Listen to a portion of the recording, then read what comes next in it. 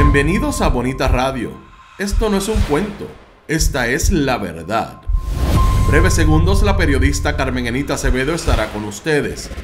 Bonita Radio está disponible en Facebook, Instagram, Twitter, Spotify, Google Podcast, YouTube, iVoox y iTunes. Agradecemos a nuestros auspiciadores. Juana Díaz Coop, somos parte de ti. Vega Coop, de tu lado siempre. Nuestras transmisiones son viables también gracias al apoyo de ustedes. Pueden enviar sus donativos accediendo a bonitaradio.net. Allí podrán realizar su aportación a través de PayPal o tarjetas de crédito. También pueden realizar su donativo por ATH Móvil Negocios a la Fundación Periodismo 21. O pueden enviar un cheque o giro postal a PMB número 284, P.O. Box 194000, San Juan, Puerto Rico 00919-4000. Bonita Radio, esto no es un cuento, esta es la verdad. Con ustedes, la periodista Carmen Enita Acevedo, en directo desde el estudio Roberto el Indio Acevedo.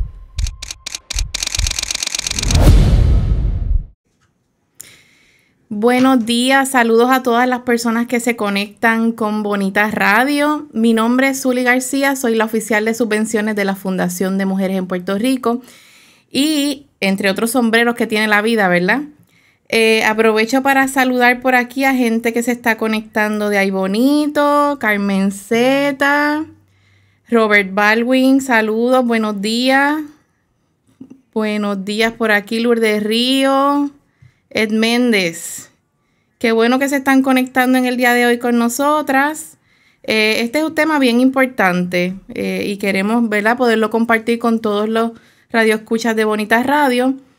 Hoy vamos a estar conversando sobre el rol de las organizaciones comunitarias ante la escasez de recursos para poder atender el tema de la violencia de género o la violencia doméstica, como mucha gente todavía la conoce.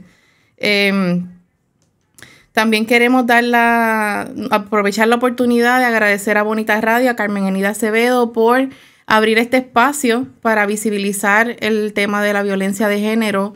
Precisamente hoy que comenzamos el mes de conmemorar el mes de no más violencia contra las mujeres, precisamente en un momento histórico del país donde continuamos viendo aumentos en los feminicidios en Puerto Rico, y donde las organizaciones feministas y comunitarias son más imprescindibles que nunca. Hoy me van a acompañar dos mujeres súper poderosas. Una de ellas es Lisdel Flores Barger. Ella es la directora ejecutiva de Hogar Ruth. Lisdel, buenos días. Saludos, Zuli, y saludos a todas las personas que se conectan a través de Bonita Radio. Lisdel, cuéntame un poquito de qué hace Hogar Ruth. La gente tiene una idea general de Hogar Ruth como un albergue de emergencia, pero hay un poco más que hace Hogar Ruth de cosas bellas. Pues mira, hay mucho más que un albergue de emergencia. Curiosamente, en estos días hemos estado haciendo como un análisis de la línea del tiempo de lo que ha sido Hogar Ruth.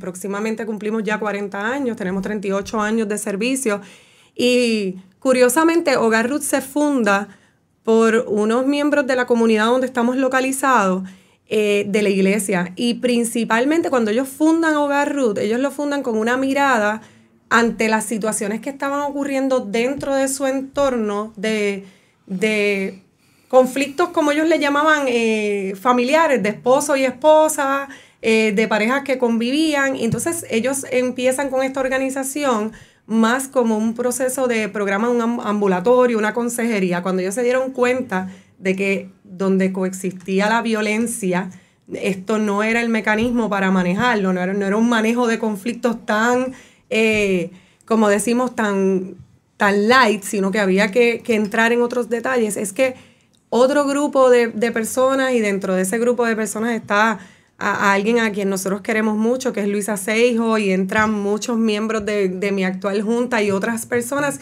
que siguen encaminando a la organización hacia lo que es hoy. Y abrieron un albergue de emergencia en una casita, y luego hemos ido evolucionando conforme a las necesidades que han presentado a las sobrevivientes de violencia doméstica, en este caso en específico, ¿verdad? Que es lo que se atiende desde el albergue, no desde todos los programas, porque en todos los programas atendemos víctimas de violencia de género, ¿verdad? Sabemos que la violencia de género es la que abarca todas las violencias, así que dándole una mirada ya más integral, nos dimos cuenta que no bastaba con un albergue, no bastaba con brindar seguridad, un techo, alimentos, sino que había mucho más que eso. Así que Hogar Ruth en 38 años tiene hoy por hoy 8 programas de servicios. Esos programas de servicio incluyen intercesoría legal en tribunales, tenemos programas de vivienda, tenemos programas ambulatorios, que es para aquellas sobrevivientes que no necesitan un albergue o un programa de vivienda, pero sí un acompañamiento o sí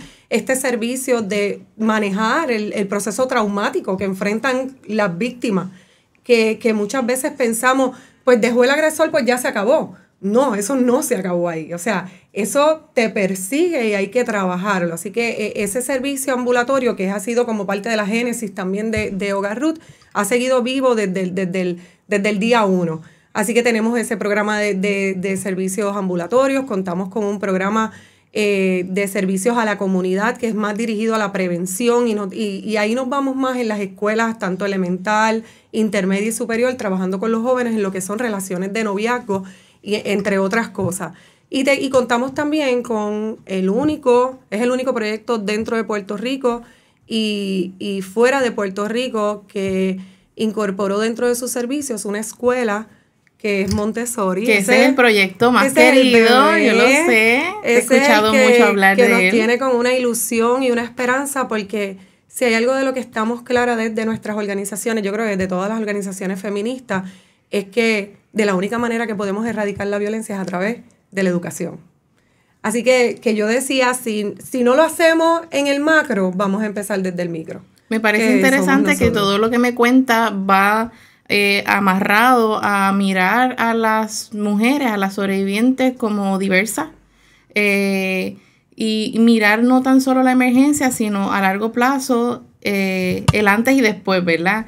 El cómo podemos hacer ejercicios de prevención, como lo están haciendo con el Montessori y con los adolescentes, el mirar la atención inmediata, que es importante porque salva vidas, y el mirar el después, qué cosas necesitan ellas para continuar su vida, ya sea vivienda, ya sea acompañamiento, ya sea representación legal. Así que tienes el proyecto completo para dar esa asistencia a corto, a mediano y a largo plazo.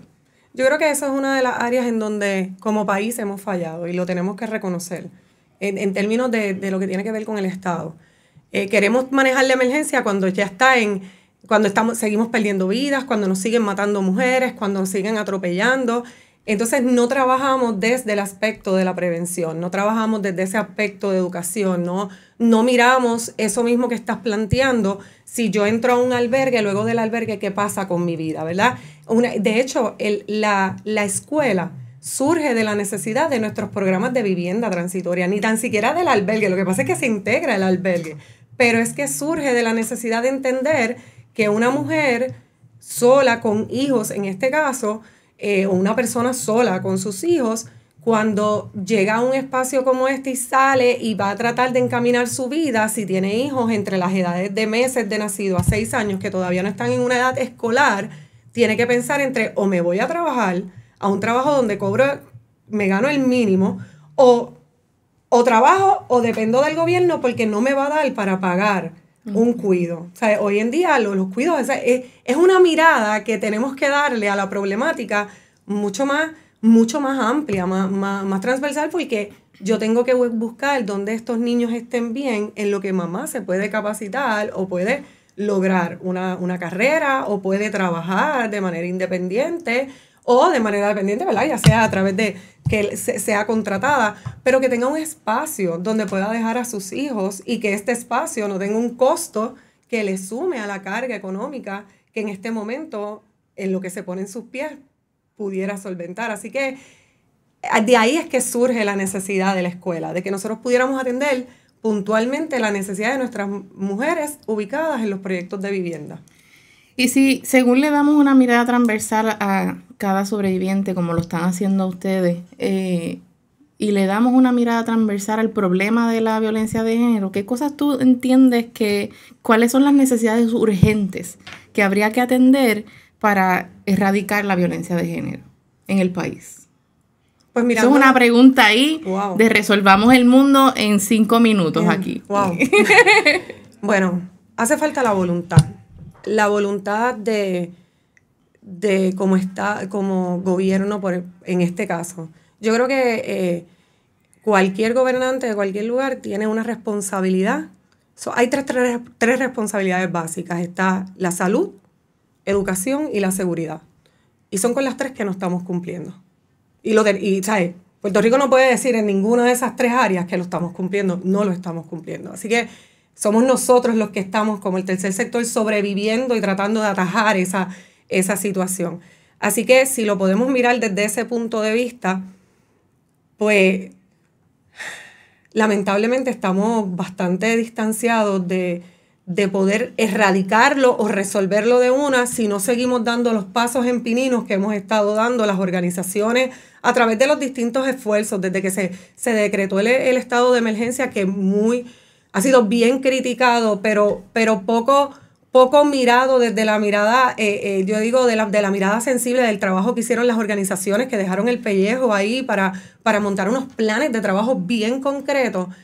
Ciertamente hace falta la voluntad de un Estado que reconozca que tiene ante sí una emergencia nacional y que no ha sabido atajar, pero no tiene la voluntad tampoco, porque empieza como, pues sí, decretamos el estado de emergencia, está todo el mundo con el boom, pero es como, pues empañete un poquito, aplaqué las voces de la gente que quería aplacar y vamos a seguir todo el mundo como podamos y como queramos. Y eso lo vemos desde el punto de vista y mío muy personal, y el que quiera diferir lo puede hacer, pero la realidad es que cuando un gobernador dice, este es el estado de emergencia, esto es con lo que se tiene que cumplir, y en ese decreto de estado de emergencia pone y puntualiza sobre la educación en perspectiva de género, y su comité ejecutivo, o sea, el comité, yo te estoy hablando de mi mano derecha, o sea, yo te elijo a ti para que formes parte de mi gabinete y yo te contrato, y yo no estoy de acuerdo y no voy con todo, o sea, es como yo no sigo tu misión ni tu visión, estamos remando unos hacia una dirección y otros hacia la otra, pues no hay voluntad. Y en la medida en que no haya voluntad y haya la falta del deseo de entendimiento del problema de la violencia de género y cómo transcurre, pues Zuli, es un problema bien grande al que nosotros, los que estamos trabajando desde este espacio, nos enfrentamos todos los días. O sea que los recursos están, los planes están, las recomendaciones están hechas por expertas, generalmente expertas en el tema, gente que está metiendo mano en la comunidad y en las organizaciones, así que nos falta voluntad del Estado para ejecutar esos planes. Definitivamente. Y es triste porque cuando yo digo la voluntad estoy generalizando, y posiblemente muchas de las personas que han estado trabajando no necesariamente están en el barco, pero es lo que se percibe. Es lo que se percibe cuando no nos podemos poner de acuerdo. Yo dirijo una organización y si el equipo de trabajo no está alineado desde la junta directiva hasta todo el personal en la misión y en la visión de nuestra organización, pues no vamos a remar hacia la misma dirección. Entonces, podemos estar en desacuerdo y pueden haber esos puntos, como dice uno, grises, pero tenemos que remar, alguien tiene que hacer algo, tenemos que dar el paso. O sea, en la medida en la que yo sigo poniendo trabas en el asunto, pues no estoy necesariamente adelantando, haciendo unas gestiones como país. Y fíjate que es bien contradictorio porque nosotros gozamos de una ley de vanguardia que en sus tiempos y en sus momentos fue una ley que verdaderamente provocó cambios y provocó conversaciones, pero siento que hasta cierto pues nos estancamos en la implementación porque tenemos un problema de implementación grave en ese sentido. Y hablando de todo eso, adicional a que las organizaciones de base comunitaria o feministas que dan servicio no tan solo están trabajando el problema teniendo en cuenta la falta de voluntad del Estado, adicional a eso hay un problema de recursos. Y la pregunta que te voy a hacer, ¿hay una escasez de recursos o hay un problema de eficiencia burocrática para accesar esos recursos? Hay ambas cosas. Y voy a dar ejemplos bien concretos. En el caso de los fondos BOCAS, por ejemplo, los fondos BOCAS tuvieron una reducción bastante considerable. Hace 3 años el Departamento de Justicia estatal local recibió la asignación creo que de 32 millones, luego recibió 16 millones y este año recibió 10 millones. Así que ciertamente cuando nosotros sumamos, ¿verdad?, una matemática simple, sabemos que ha habido unas reducciones bien considerables, así que hay una falta de fondo. Pero también ha habido una falta de conciencia hacia el problema de la violencia de género en la adjudicación de esos fondos, sobre todo en medio de un decreto de un estado de emergencia, porque aunque sabemos que los fondos BOCA vienen específicamente para todas las víctimas del crimen, no solo para víctimas de violencia de género, ciertamente lo que hubo fue una masacre hacia las organizaciones de violencia de género en el país, en un momento en donde los feminicidios ocupan una de las tasas más altas de violencia entre los pasados años, o sea, cuando lo miramos estadísticamente hablando. Así que hubo una escasez bastante considerable, pero también hubo una falta de mirar o de distribución o de adjudicación de una manera consistente o por unos porcentajes, ¿verdad?, basados en qué sé yo, la cantidad de personas atendidas, en el alcance de esa organización, ya sea albergue, ya sea una organización de servicios ambulatorios. Y por otro lado, tengo que decirte que hay una asignación de fondos bien sustancial y considerable desde el COVID para acá, pero ha habido una falta de eficiencia y una burocracia impuesta, sobre muchísimos de los fondos. No estamos hablando, o sea, organizaciones como Hogar Ruth sometieron una propuesta en los fondos estos de ARP que ni tan siquiera tenemos una respuesta. O sea, estamos hablando de hace más de casi 9 meses. Estamos hablando de fondos que han llegado con la reglamentación federal es clara, Zuli. Y obviamente Puerto Rico tiene la potestad de poner unas imposiciones sobre la reglamentación, pero a veces esas imposiciones son intocables, son inaccesibles o son literalmente no se pueden ni trabajar. Entonces, ¿qué es lo que tiene? Una devolución de fondos al final de año que tú dices, pero ¿dónde está la cabeza y los pies o sea, tenemos gente con pies y yo digo, y no con cabeza, o sea, moviendo y movilizando la gestión para que las organizaciones podamos trabajar. Yo creo que también hay una falta de mirarnos desde el gobierno como ese aliado. Yo creo que nos han mirado todo el tiempo como los que estamos ahí mendigando, suplicando, cuando yo estoy dando un servicio, oye, que tú no puedes proveer, que es tan simple y sencillo como que vamos a trabajar de la mano para que esto salga. Y en la medida que el gobierno nos mire, es triste porque los fondos federales, las agencias federales a nivel directo, nos miran con una sensibilidad y con un respeto que yo siento que aquí no nos tienen. Voy a ir hacia atrás con esta conversación para ver si puedo explicar mejor y que todo el mundo que nos está escuchando pueda, ¿verdad?, mirar ese blueprint, ¿no?, ese mapa de cómo funciona el proceso de los fondos federales en Puerto Rico. Una vez una agencia federal hace una otorgación de fondos, ¿verdad?, esa otorgación de fondos se canaliza a través de una agencia de gobierno generalmente en Puerto Rico, ya sea a través de justicia, ya sea a través del Departamento de la Familia, ya sea a través de educación, dependiendo de, ¿verdad?, de los fondos hacia qué van dirigidos. Una vez esos fondos llegan a Puerto Rico, que vienen con unos estatutos establecidos, una reglamentación establecida, el Departamento de la Familia o el Departamento de Justicia o de Educación o la agencia que reciba esos fondos establece otro reglamento adicional sobre ese reglamento, ¿verdad?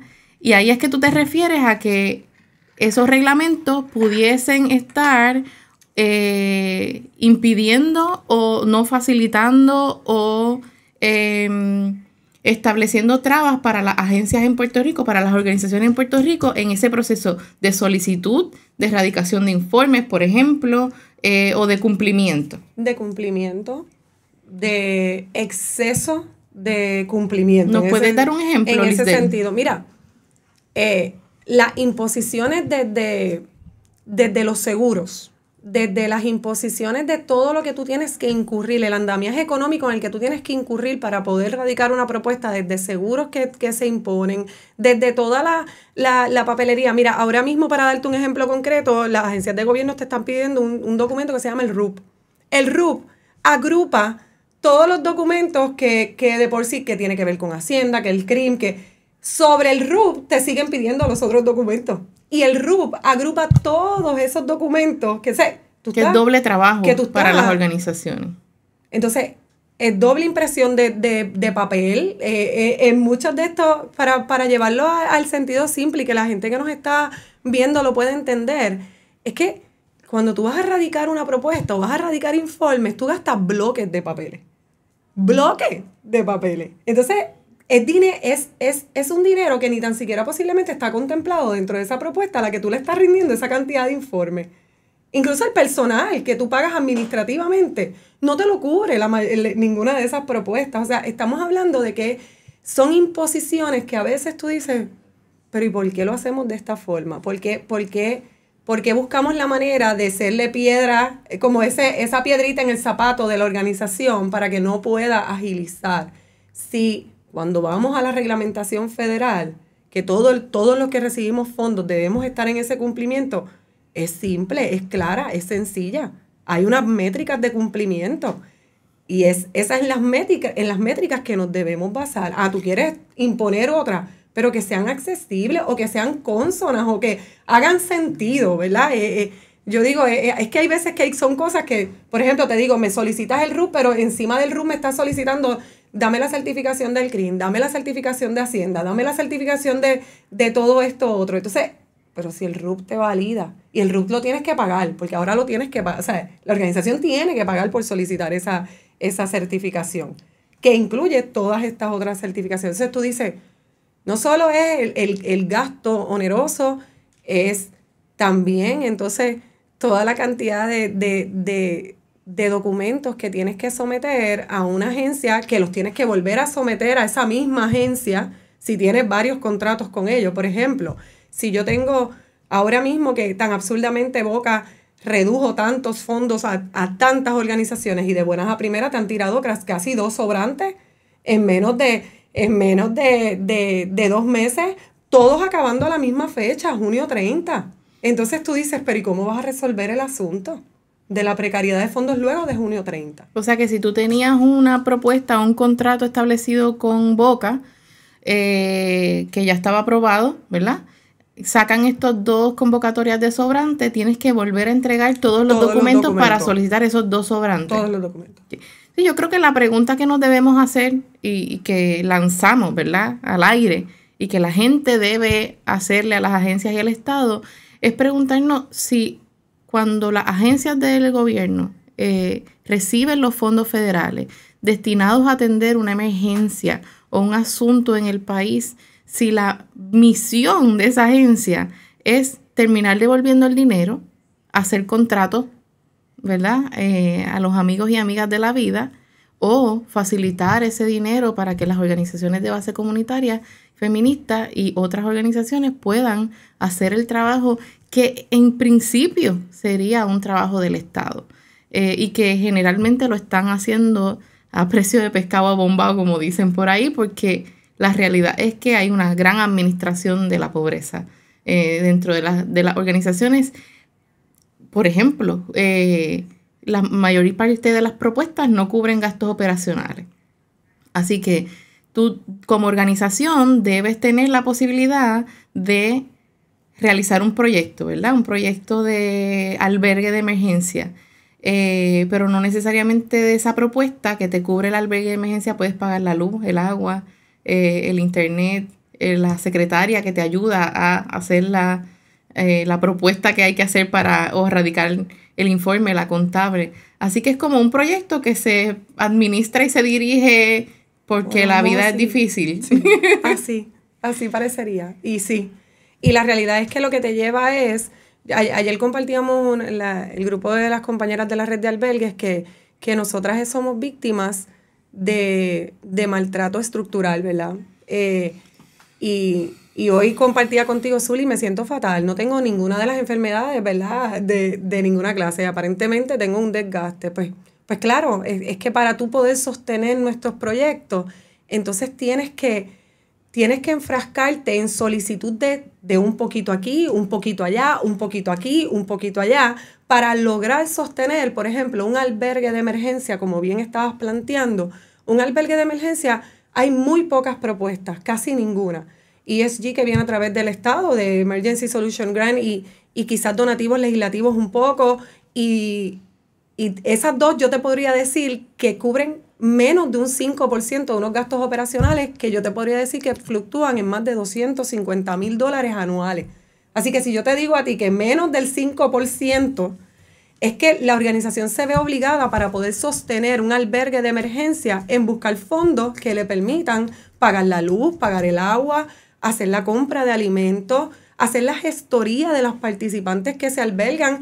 En el caso de los albergues de emergencia, cubrir todas las necesidades. O sea, es como que nosotros nos miremos desde un micro en nuestro hogar. ¿Cuáles son las necesidades de nuestro hogar? ¿Cuáles son nuestros gastos en nuestro...? Pero eso multiplícalo al 10, al 20% en un albergue de emergencia para darte. Entonces, tienes que hacer tanto con tan poco y con tan poco personal, ¿sabes?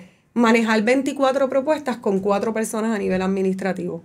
¿Tienes idea de lo que eso, sabes? Eso es explotación. Claro, gracias. O sea, y cada vez que hacemos un proyecto, por ejemplo, cuando yo atiendo, nosotros tenemos un programa de agresión sexual. ¿Cómo tú le dices a una víctima de agresión sexual que llega hoy a tu puerta, que le estás dando un servicio? Mira, yo te voy a dar los servicios, pero a junio 30 yo quiero que tú sepas que posiblemente me quedo sin el fondo. ¿Cómo tú abres esa caja de Pandora para atender las necesidades que trae el trauma que está enfrentando una sobreviviente de agresión sexual?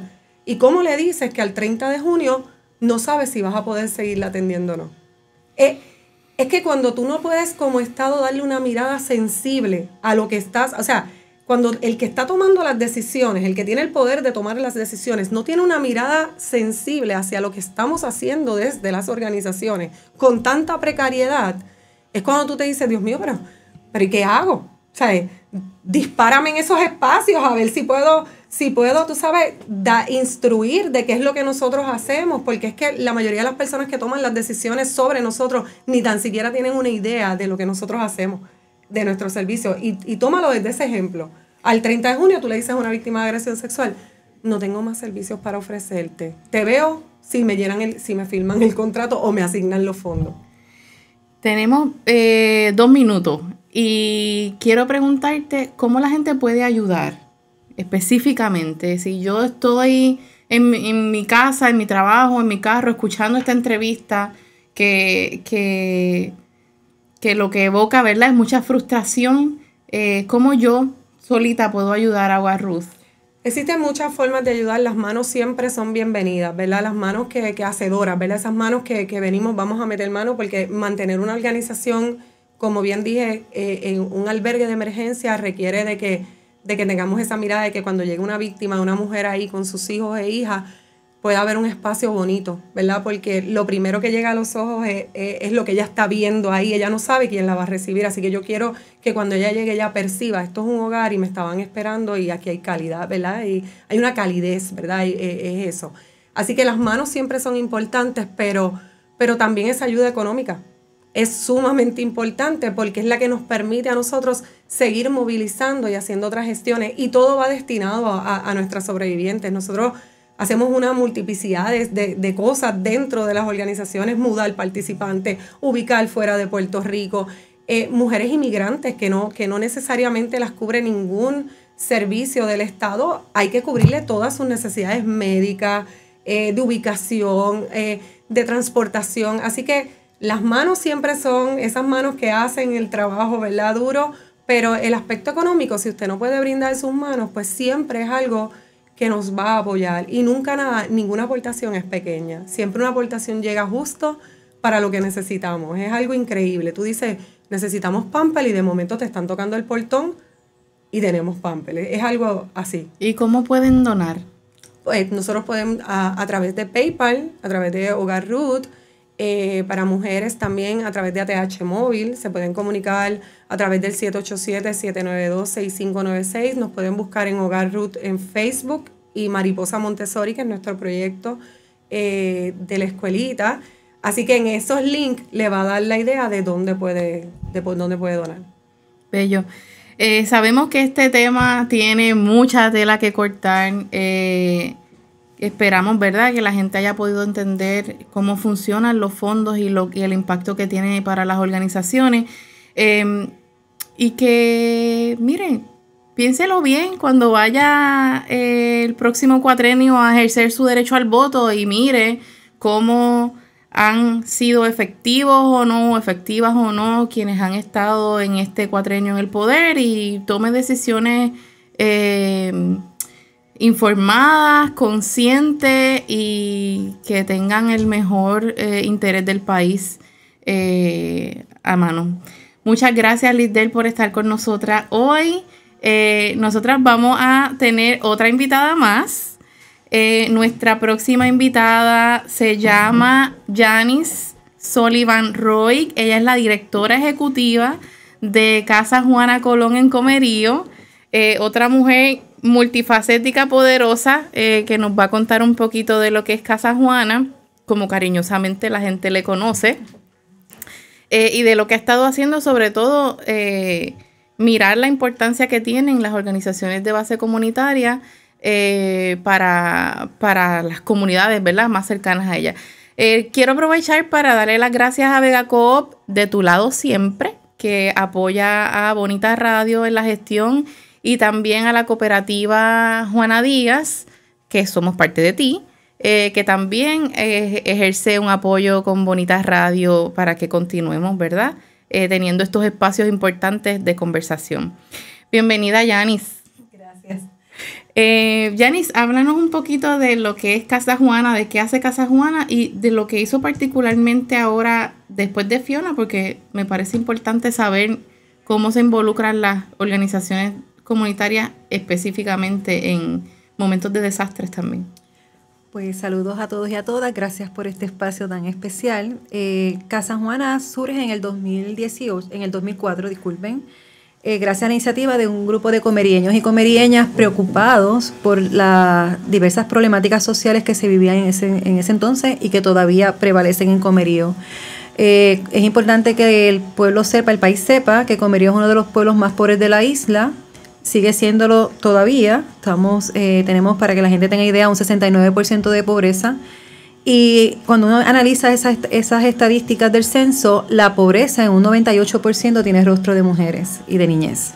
Así que ante eso surge la iniciativa de crear esta organización, inspirados en Juana Colón, una lideresa obrera de principios del siglo XX, lideresa que nos inspira porque era una mujer solidaria, era una mujer que cuando había que denunciar, denunciaba, y que siempre estaba ocupada por de una manera interesante, daba una mirada bastante holística de lo que era la situación de los trabajadores y trabajadoras en aquel entonces, pero también de la niñez, de la población en general. Ya llevamos 18 años brindando servicio al pueblo comerieño, pero también a partir del 2017-18, la casa tiene que dar otra mirada, porque al principio hablábamos de una organización que se sostuviera o que la sostuviera el pueblo, pero ante la visibilidad de la casa nos empezaron a llegar mujeres, no solamente de Comerío, sino de toda la zona central del país. Nosotros recibimos, para que la gente tenga idea, mujeres de la zona del Distrito Judicial de Aybonito, recibimos mujeres de Naranjito, que pertenece al Distrito Judicial de Bayamón, de Caguas, Calley, Sidra, todos estos pueblos que nos rodean llegan hasta nuestra organización. Así que en el 2018 nos dimos cuenta que no podíamos seguir trabajando solamente con el voluntariado y con algunas alianzas, sino que teníamos que empezar a buscar, algo que acaba de hablar la compañera Lisdel, subvenciones que nos permitieran ir más allá, ¿verdad? Brindar servicio legal, apoyo emocional, acceso a la salud, que son las cosas que realmente, otras más, ¿verdad? Pero esas son las que principalmente nos piden las mujeres sobrevivientes cuando buscan servicio en nuestra institución. Cuando me hablabas de los desastres, pues es interesante que la gente sepa que ante los eventos, como fue María, como fue la pandemia y como fue Fiona, nosotras tenemos que seguir trabajando con lo que hacemos históricamente, que es brindar ese acceso legal y psicológico, Y además tenemos que atender el resto de la comunidad, porque es rápido que ocurre un evento, a la semana nos comienzan a escribir, nos comienzan a llamar que necesitan sobre todo seguridad alimentaria. O sea, hay pobreza en Puerto Rico. Y eso hace sentido, sí, es uno de los municipios más pobres del país. Exacto. Y más cuando vemos que, como le dije ahorita, las mujeres son las más empobrecidas. Y, por ejemplo, tanto en Fiona, pero principalmente en la pandemia, con todo lo que conllevó el cierre del país y sobre todo de las escuelas, las mujeres de nuestro país eran las más vulnerables porque no solamente tenían que buscar alimentar a sus hijos e hijes, sino que también se convirtieron de repente en pedagogas, en educadoras, y eso trajo mucha crisis a nivel emocional y tengo que decirlo también, muchas dinámicas violentas a nivel intrafamiliar. Aparte que cada vez que ocurren estos eventos estamos encerrados con el agresor, ¿verdad? Y eso pues hace que Casa Juana siempre tenga que estar ahí atendiendo no solamente a nuestras participantes, sino también el resto de la comunidad.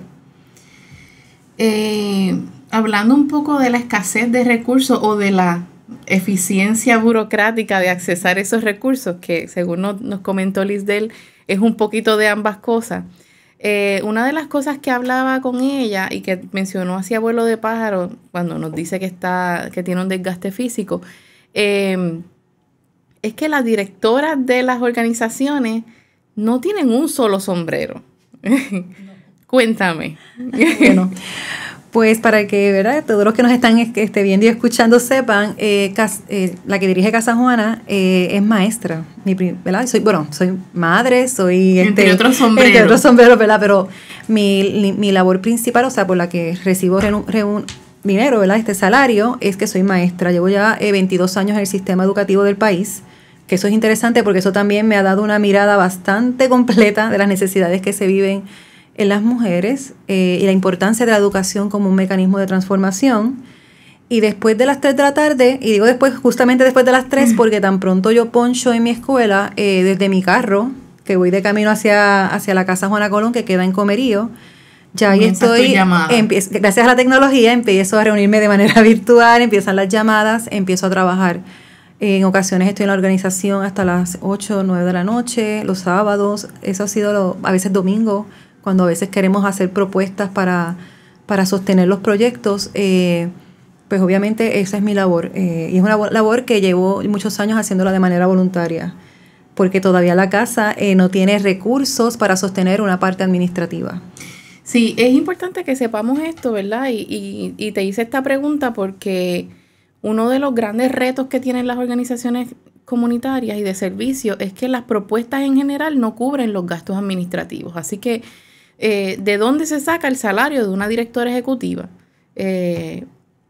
Y a la hora de repartir el bacalao y mirar dónde ponemos los recaudados, los recursos, generalmente las organizaciones deciden ponerlo al servicio de la gente. ¿Qué es la diferencia entre el Estado y las organizaciones de base comunitaria? Por eso es importante, es la importancia de los fondos flexibles. En el caso de la Fundación de Mujeres en Puerto Rico, ese es uno de nuestros fuertes o de nuestra visión y misión, mantener subvenciones con fondos flexibles que les permitan a las organizaciones cubrir gastos que otras propuestas no cubren, como lo es el salario de una directora ejecutiva. ¿Cómo manejas los retos que se te presentan con relación a poder continuar dando servicios? Porque tener 2 trabajos es duro. Esa es la realidad de mucha gente en el país, ¿no? Pero tener 2 trabajos a tiempo completo, porque son a tiempo completo, es duro. ¿Cómo manejas esa realidad de esos retos al momento de continuar dirigiendo la casa, que la casa siga dando servicio? Bueno, hay muchas cosas que quisiera compartir. Primero que todo, a veces hemos normalizado el asunto. Los otros días hablaba en una actividad contigo y me dijiste esa palabra y yo dije, es verdad. A veces normalizamos que esto hay que hacerlo porque es lo correcto, pero realmente es violento inclusive para una misma, para la salud y también todo lo que uno sacrifica, sobre todo la familia, cuando hace estas cosas.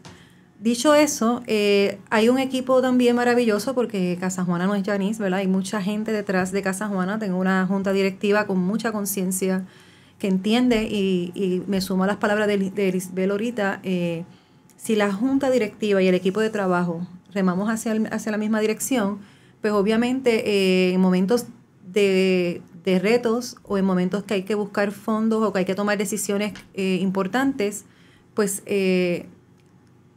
de manera colectiva, ¿verdad? Se nos hace más fácil asumir esos retos. También he tenido la suerte, y lo tengo que decir, que he tenido gente muy consciente de que tengo dos roles, ¿verdad? Dos trabajos, y a veces cuando tengo que reunirme con personas, pues me permiten hacerlo en las tardes. O sea, he tenido que hacer unos ajustes. La organización la he tenido que ajustar a mi realidad para poder asumir esos retos. Sí, tengo muchas preocupaciones. Cuando llega una sobreviviente de violencia de género a Casa Juana, a pesar de que tenemos, gracias a Fundación Fondo de Acceso a la Justicia, el apoyo legal, tenemos una subvención con OVW para apoyo psicológico, no es solamente eso lo que nos traen las mujeres, ¿verdad? Las intersecciones que se dan dentro de la violencia de género son muchas y pues me gustaría, y es una de las metas que tengo, que tuviésemos estar más tiempo y tener una parte administrativa en la casa para atender otras miradas, como por ejemplo, vivienda. Hay una crisis real de vivienda en el país y si una mujer no tiene un techo seguro, no puede entonces subsanar ni echar para adelante, como decimos en el campo, ¿verdad? Que ahora llamamos empoderamiento, pero realmente antes le llamábamos echar para adelante. Y poder superar y transformarnos, porque Casa Juana busca que no solamente se te atienda el asunto de la violencia ahí y dejarte ahí, ¿no? Es que te tenemos que dar herramientas para que cuando tú salgas a la calle transformes tu vida, transformes tu hogar, pero también transformes la comunidad en la que te mueves, ¿verdad? Y para eso, pues hay que tener esa mirada amplia de garantizar un techo seguro, seguridad alimentaria, hay que garantizar salud. Hay un problema serio en el acceso a la salud.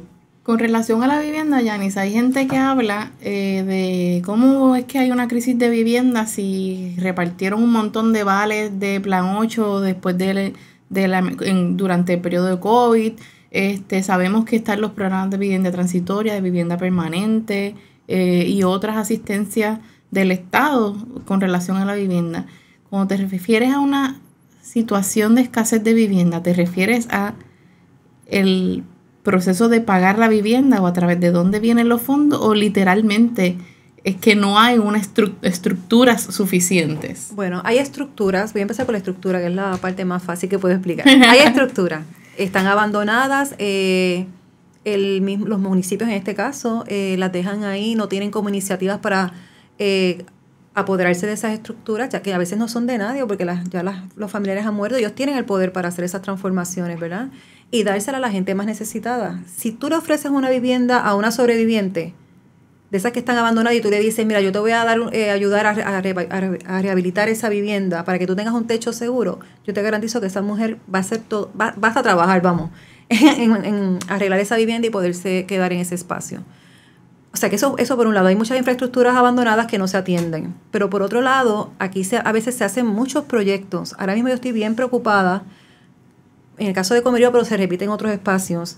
Los alcaldes en estos fondos de recuperación se enfocaron en infraestructuras más de recreación, paseos al río, paseos aquí y allá, etcétera, pero no, por las razones que sean, no crearon una conciencia de mirar realmente la problemática social que se vive en el país, las mujeres, pero otros grupos también, y crear entonces proyectos de vivienda, multipisos, etcétera, para que estas personas puedan tener un techo digno.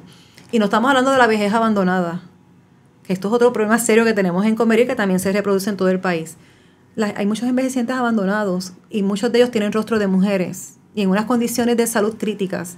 ¿Por qué no crear un proyecto también colectivo, de una vivienda colectiva para esta población que eventualmente no puede valerse por sí misma y que no hay nadie cuidando, porque mucha gente se ha tenido que ir inclusive a la diáspora para poder sobrevivir y esta gente está abandonada?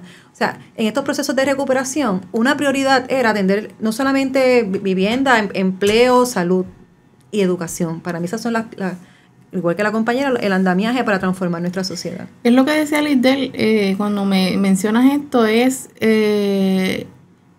comprobar que el Estado tiene una desconexión con el país y que no acude a consultar a las organizaciones de base y a la gente para determinar qué necesitan, sino si hacemos un parque, vamos a ver a quién le podemos, ¿verdad? A quién podemos contratar para que haga ese parque.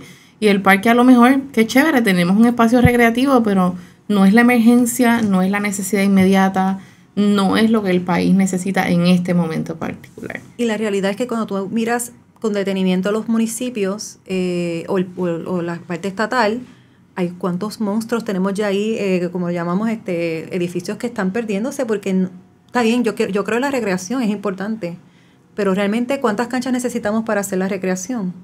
Ahora, un techo seguro, alimentos, salud, educación, eso es prioridad. Y espacios de recreación sin un plan de recreación necesariamente. Exacto, como yo llamo a la gente a recrearse.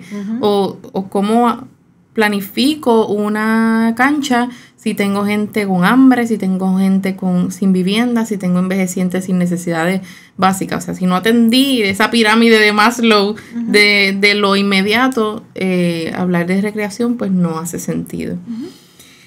Janice, quería preguntarte, hemos tenido varias conversaciones y sé, y creo que es uno de mis favoritos también, quiero que me cuentes un poco de uno de los proyectos favoritos que tú tengas que hace Casa Juana, a ver si es el mismo mío. Yo tengo muchos proyectos favoritos, pero hay uno que estamos empezando a desarrollar, si es el que te refieres a la ruta de Juana Colón, a la ruta de Juana.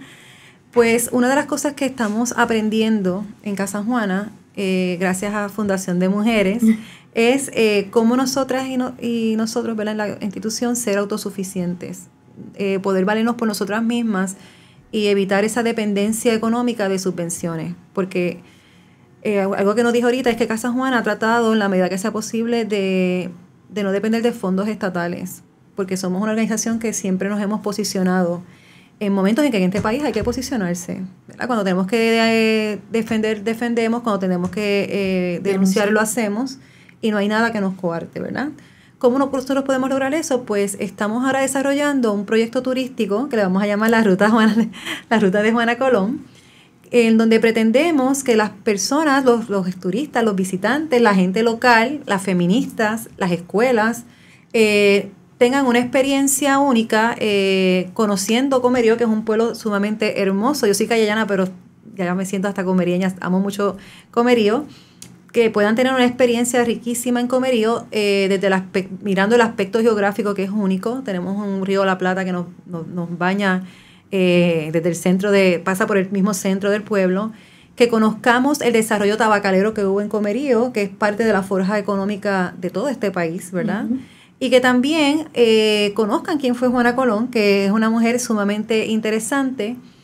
Y bueno, Comerío también tiene otras cosas riquísimas como la gastronomía. Así que nuestra intención es que usted tenga ese package, utilizando en Spanglish, ¿verdad? Un buen paquete, y que la pueda pasar bien, pero que a la misma vez podamos aprender y aportar al trabajo que hacemos en la casa, que yo les garantizo que ha salvado vidas y ha transformado muchas vidas.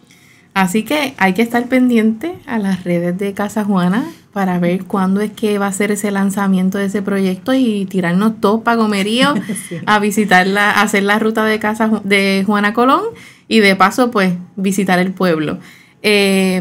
También puede ser partícipe de apoyar si usted tiene alguna destreza, quiere invertir, ¿verdad?, en ese proyecto, se puede comunicar con Casa Juana directamente para que pongan manos a la obra con ella. Aquí veo en Facebook que tienes un corillo de fans de Casa Juana que nos están escuchando, así que les mandamos un saludito a todas. A Wilmary Ríos está por aquí, a Ana Torres también, así que qué bueno que nos están escuchando y que apoyan el trabajo que está haciendo Casa Juana. Me gustaría saber tu insumo en cómo podemos hacerlo diferente, cómo podemos apoyar y hacer un ejercicio, ¿verdad?, desde nuestro rincón del mundo para erradicar la violencia o trabajar para erradicar la violencia de género en el país, Janice. Esa pregunta es poderosa. En cada esquinita, sí, en cada esquinita. ¿Qué puede hacer doña María que está por allá? O Pedro, o Mira, como educadora siempre le digo a mis estudiantes que para nosotros transformar nuestros espacios y sobre todo transformar la violencia de género, no tenemos que ser expertas en género, no tenemos que estar en una organización, aunque sería chévere que aportaran también desde Casa Juana, pero yo creo que cada espacio es importante. Si nosotras y nosotros estamos en el ámbito escolar y sabemos que queremos vivir en una sociedad equitativa, desde ese espacio escolar podemos hacer la diferencia. Si estamos en la iglesia, desde las iglesias, hay muchas iglesias que están claros en el tema, que están claros en la importancia de la perspectiva de género, y que desde un pastor, por ejemplo, poderosa o una pastora poderosa puede dar un discurso de lo que es la equidad, el respeto, ¿verdad? Y la importancia de abogar, e inclusive de cuando vayamos a tomar decisiones en aspectos políticos partidistas, como dijiste ahorita, en seleccionar a aquellas personas que realmente estén claros en esos conceptos y que puedan aportar y ayudar a que la violencia de género de una vez por todas se erradique. También hay personas que son donantes. ¿Por qué no dar ese dinero a una organización que está haciendo un trabajo que se supone que, ¿verdad?, que le corresponde al Estado, pero que independientemente de eso está haciendo un trabajo con una sensibilidad que muchas agencias no las tienen, por las razones que sean? Eso es otro tema que pudiéramos hablar. Pero el trabajo que se hace desde Casa Juana, que es un trabajo que ha sido de puro amor, porque para nosotras estar allí, muchas de nosotras de manera voluntaria, lo que nos mueve definitivamente es el amor y la empatía. ¿Por qué no apoyar a ese tipo de espacio donde también hemos evidenciado históricamente que siempre estamos ahí para las mujeres, pero también para el resto de la población que acude allí a recibir un servicio? Y que es un servicio que tratamos y ejecutamos sin revictimizar a esta persona, ¿verdad?, que llegue allí con necesidad. Así que eso es otra forma de aportar. Yo también pienso que como educadora, como dije ahorita, pienso que la educación con perspectiva de género ya es necesaria. O sea, yo no sé qué está esperando este país para tomar esas decisiones, aunque dejo claro aquí hoy que ya nuestros estudiantes están al otro nivel. O sea, yo estoy cuarto año. Hoy estoy aquí hoy para dejarlo claro porque me autorizaron. Nosotros como educadores podemos participar de este tipo de actividad que es educativa también. Y como educadora yo les garantizo que mis estudiantes de cuarto año y los que veo desde noveno hasta cuarto año, hace rato manejan estos temas. ¿Y cuál es mi preocupación? Bueno, que están asumiendo estos temas sin quizás un apoyo o una orientación que evite que muchos de ellos y ellas entren en conductas de riesgo, ¿verdad? Porque es como no nos educan de manera sexual, no nos educan en ningún tipo de temática, pues entonces entramos en conductas de riesgo de manera innecesaria, porque el Estado tiene una responsabilidad. Y si la familia quiere educar, yo no tengo problemas, ¿verdad? Hay padres que dicen, la familia la educo yo, a mis hijos los educo yo, perdonen. Perfecto, edúcalo, pero tú sabes que hay temas que tú no puedes manejar. Así que para eso está el Estado y para eso está el sistema educativo del país, para educar, para erradicar violencia, para que estos estudiantes tengan movilidad económica, para muchas miradas, ¿verdad?, que tenemos que dar desde el espacio educativo. Sí. ¿Cómo podemos ayudar a Casa Juana? ¿Cómo la gente puede apoyar el trabajo que hace Casa Juana en Comerío? Bueno, la casa ha funcionado desde mucho tiempo con voluntariado. Es una forma que siempre digo que podemos estar allí. Y el voluntariado allí es diverso, desde darnos talleres, desde ayudarnos a pintar la infraestructura, porque también nos toca. Y es importante para, ¿verdad?, que cuando esa participante entre, sienta que es un espacio tranquilo, un espacio bonito, acogedor. También podemos aportar a nivel económico. Nosotras tenemos ATH Móvil, que es Casa Juana 2004, y tenemos PayPal, casajuanac@gmail.com. Y también podemos, si hay alguien experto en este momento histórico en temas de subvenciones, de cómo buscar propuestas, pues también eso sería bien importante, que gente que tenga ese conocimiento llegue hasta la casa para que nos apoye. Porque, como dije ahorita, cada día hay muchas cosas que vemos y no tenemos recursos para satisfacer toda esa necesidad. Sé también que Casa Juana tiene actividades comunitarias, educativas. Sí. Tenían pendiente una que por el asunto de Fiona se tuvo que posponer. Uh-huh. Espero que se haya pospuesto y la tengamos próximamente. Sí.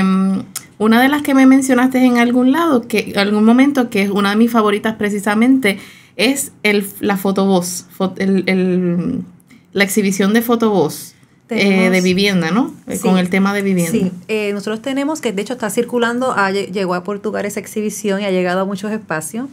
El recinto de ciencias médicas va también a hacer la exhibición.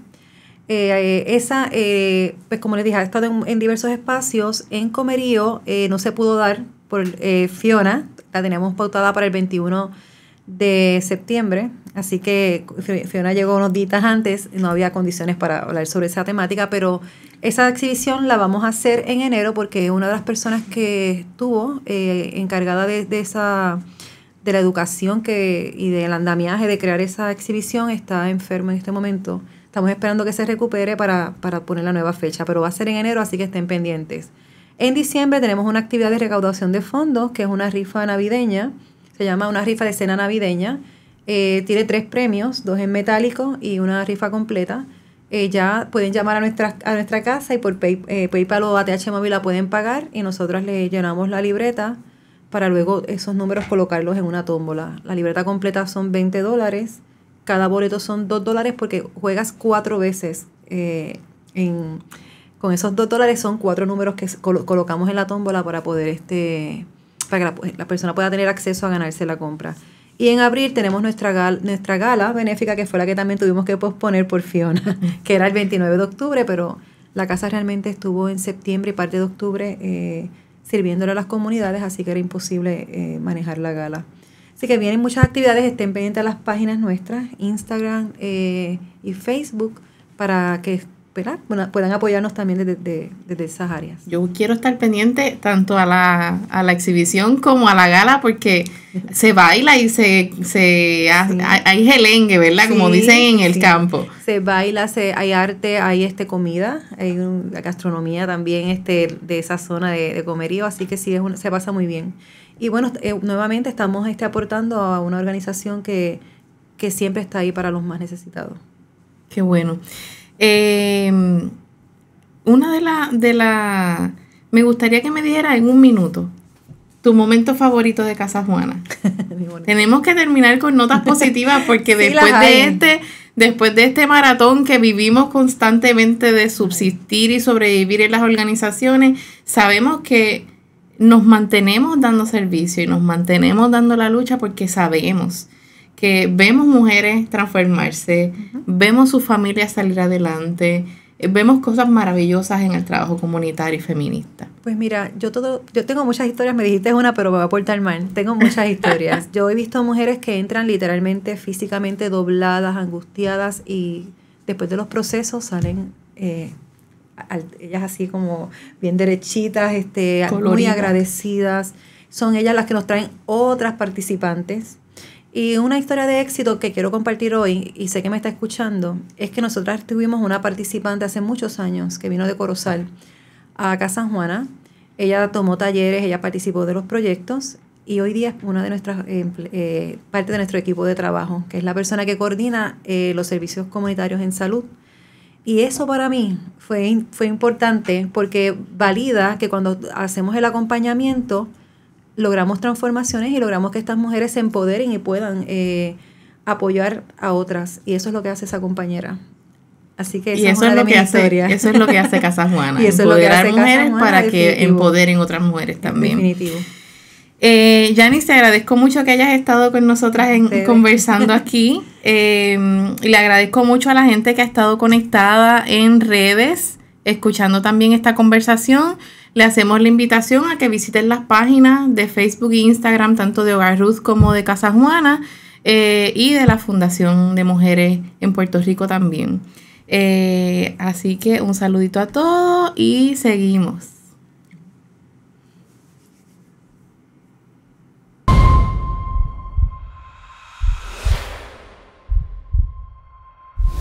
Este programa fue traído a ustedes por Cooperativa de Juana Díaz, somos parte de ti, y Vega Coop, de tu lado siempre. No olvide que puedes realizar sus donaciones a través de ATH Móvil en la sección de negocios como Fundación Periodismo 21. O puede acceder a nuestra página de internet bonitaradio.net y donar a través de PayPal o tarjetas de crédito.